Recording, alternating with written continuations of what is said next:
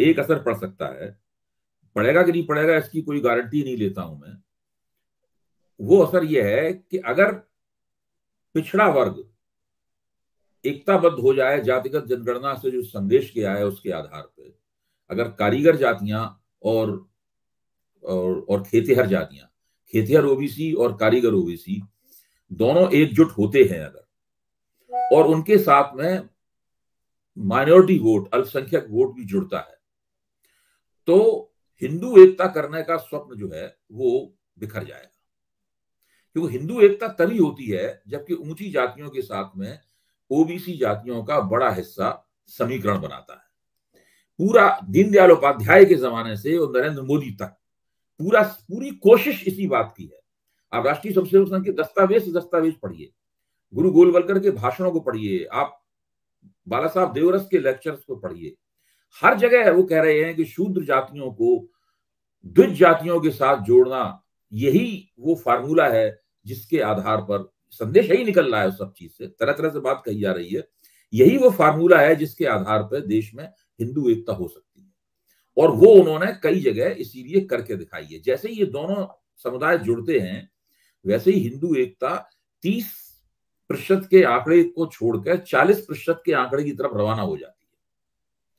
और इसका प्रभाव ये पड़ता है कि मुसलमान वोटरों की जो एफिकेसी है वो खत्म हो जाती है। मुसलमान वोटरों की जो प्रभावकारिता है, सत्ता बदलने की जो क्षमता उनकी है, वो धीरे धीरे क्षय होता जाता है और जीरो में बदल जाती है। और यही वो चाहते भी हैं। उसके बाद में उनके सामने खुला मैदान रहता है, सत्ता उन्हें मिल जाती है, बार बार सत्ता मिलती है, और फिर वो तरह तरह के जो भी प्रयोग हिंदू समाज के साथ करना चाहते हैं वो तरह तरह के प्रयोग करते हैं। इन प्रयोगों पर हम लोग, आपकी सदारत में हम लोग चर्चा करते रहते हैं, लेकिन आजकल जिस तरह का कार्यक्रम आप करते हैं डिजिटल मीडिया पर भी उस तरह का कार्यक्रम नहीं होता है। आप जो बातें सवाल पूछते हैं, आपकी जो चिंताएं हैं वो सरोकार हैं, वो और कहीं नहीं प्राप्त होती। अभय जी, ये मैंने 24 का जिक्र इसलिए किया कि 24 को लेकर के मोदी जी भी हर जगह जहां जा रहे हैं वो अब कह रहे हैं कि मैं तो ओबीसी ही हूँ। और जो मैंने कहा था कि वीपी सिंह के मंडल कमीशन का सिद्धांत लागू होने के बाद भीतर हर पार्टी के भीतर शक्ति संतुलन बदला। जी। हर हर राज्य में भारतीय जनता पार्टी इस समय पिछड़ों की लीडरशिप में चल रही है।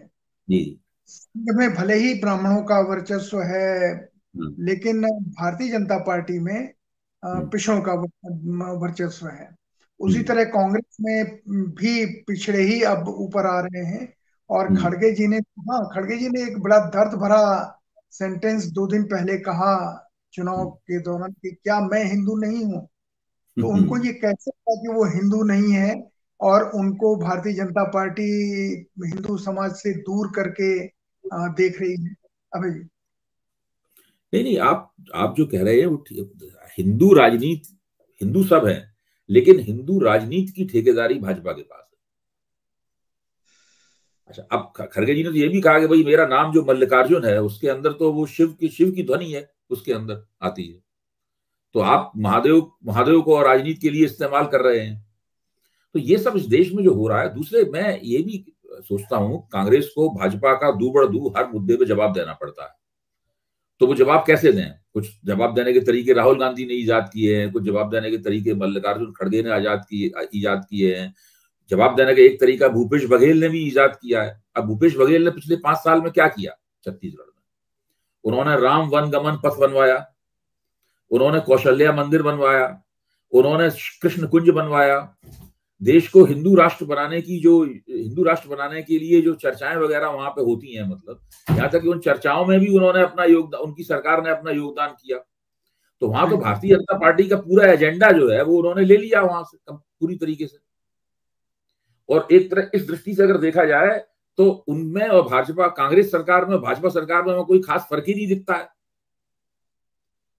यहां तक कि जब धर्म परिवर्तन करने वाले ईसाइयों की कब्रें वहां पर जब हिंदू कार्यकर्ता उखाड़ उखाड़ के फेंकते हैं, तो उनके खिलाफ भी कोई कार्रवाई नहीं होती। चर्चों पे जो पथराव होता है तो उसके खिलाफ भी उनकी सरकार में कोई कार्रवाई नहीं होती। अच्छा, अब ये विभिन्न तरीके हैं भारतीय जनता पार्टी ने जो हिंदू विमर्श बनाया है, हिंदुत्ववादी विमर्श बनाया है, उस विमर्श का जवाब देने के। और व्यवहारिक राजनीति काफी अलग तरह की होती है। वो इतनी, हम लोग जो चर्चा करते हैं वो एक परिष्कृत राजनीतिक भाषा में चर्चा करते हैं, और व्यवहारिक राजनीति जो होती है उसमें तो बहुत ही फूहड़, अनगढ़ और कच्चे किस्म के भाषा और वो सब चीजों का इस्तेमाल करना पड़ता है। अब प्रश्न ये है कि हमारे और आपके जैसे लोग इस पूरी परिस्थिति को किस तरह देखें। भारतीय जनता पार्टी भूपेश बघेल की प्रमुख प्रतिद्वंदी है वहां पर, वो हारेंगे तो भाजपा की सरकार बनेगी। फिर छत्तीसगढ़ का जो जनसंख्या मूलक विन्यास है वो भी अलग तरह का है, वहां अल्पसंख्यकों की उपस्थिति काफी कम है। तकनीकी रूप से तो 4% ही अल्पसंख्यक हैं, लेकिन बहुत से लोग, आदिवासी लोग जो हैं वो डर के मारे अपना धर्म बताते नहीं है, तो अपना धर्म बताएंगे तो भाजपा ने डिलिस्टिंग की वहां पर मांग कर रखी है कि जो आदिवासी ईसाई बन गए हैं उनको जनजाति की श्रेणी से हटा दिया जाए उनको, ताकि उनको आरक्षण लेने की क्या जरूरत है, वो तो ईसाई बन गए हैं। तो इसलिए बहुत सारे आदिवासी जो ईसाई बन गए हैं वो अपना धर्म नहीं बताते हैं, वो अपने आप को ईसाई धर्म वाला, वो आदिवासी जो उनके धर्म है उन्हीं का जिक्र करते हैं। तो उस तरीके से अल्पसंख्यक संख्या की दृष्टि से वहां काफी कम लगते हैं। तो पूरा खेल जो है वो हिंदुओं और आदिवासियों का बन जाता है वहां पर। और ऐसे उस खेल में भूपेश बघेल ने भाजपा से उनका पूरा एजेंडा प्राप्त करने का ये पूरा कार्यक्रम चलाया हुआ है। लेकिन इसकी समीक्षा तो हमें आपको करनी पड़ेगी, ये कि क्या कांग्रेस जब सत्ता में आएगी तो कांग्रेस ये सब करेगी?